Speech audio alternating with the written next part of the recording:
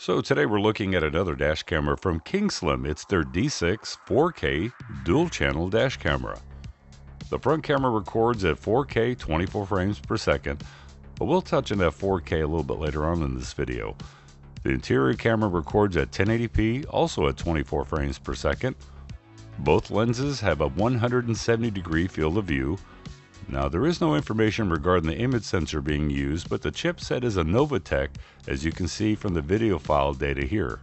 The D6 comes with a GPS module that is attached to the USB Type-C cable that needs to be stuck to the windshield. The D6 has the option for a third channel for the rear of your vehicle, but the camera needs to be mounted outside of your car, and it has to be hardwired through the tail lights, which I'm not really a fan of doing, so I won't be showing you the rear camera. Now, the unboxing of this gives you the dash camera, two types of mounting options, a suction cup and a 3M sticky mount, which is what I prefer, as the suction cup gave a little bit too much movement and caused some shaky footage. USB Type-C power cable with a cigarette lighter end. The build quality of this dash camera feels really good in the hands, and it feels premium. It has vents on the sides to help dissipate some heat.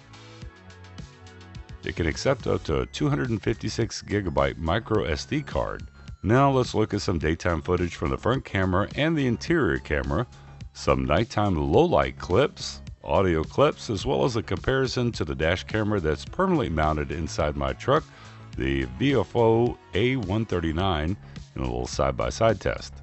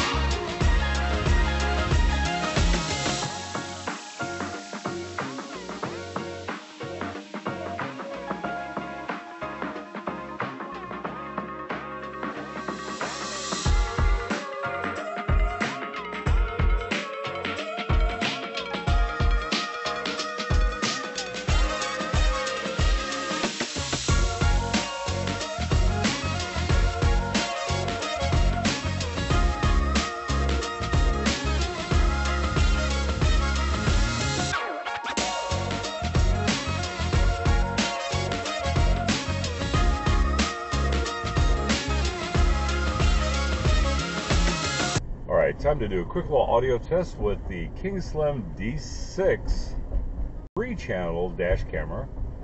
So a quick little audio test. I'm running about, 3 feet away from the dash camera mounted on the windshield. 1, 2, 3, 4, 5. 1, 2, 3, 4, 5. And for comparison, I'm going to compare it to the A39. 1, 2, 3, 4, 5. 1, 2, 3, 4, 5. So let's talk about the elephant in the room, that 4K. I really wish that companies would stop saying that a camera, whether it's a dash camera or action camera, claim that it records in a true native 4K when it does not. Now, remember a video file that I showed you earlier? Well, it shows a Novatek file system, and the Novatek chip is not capable of a true native 4K. It's interpolated, which means that it's been upscaled from a lower resolution, whether it's 2K or 1080p, and then they add some sharpening to help with the image quality. Now, please, companies out there, please stop doing this. The video from the interior camera looks okay, and the front camera also looks okay regarding its video quality.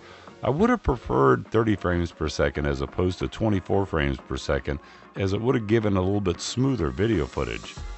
Now, reading license plates during the daytime is no issue at all. At nighttime, it becomes virtually impossible to read license plates. Now, when comparing the D6 to the A139, you can definitely see a difference in the video quality overall.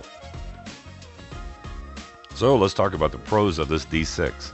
Very good build quality, decent video quality and colors, very good audio quality, the ability to record front and interior of the vehicle, GPS data of miles per hour or kilometers per hour on the video file. Now let's talk about the cons. That fake 4K, just can't really get over that. Not a real fan of the 24 frames per second, and I wish it recorded at a higher bit rate to reduce some artifacting in the video.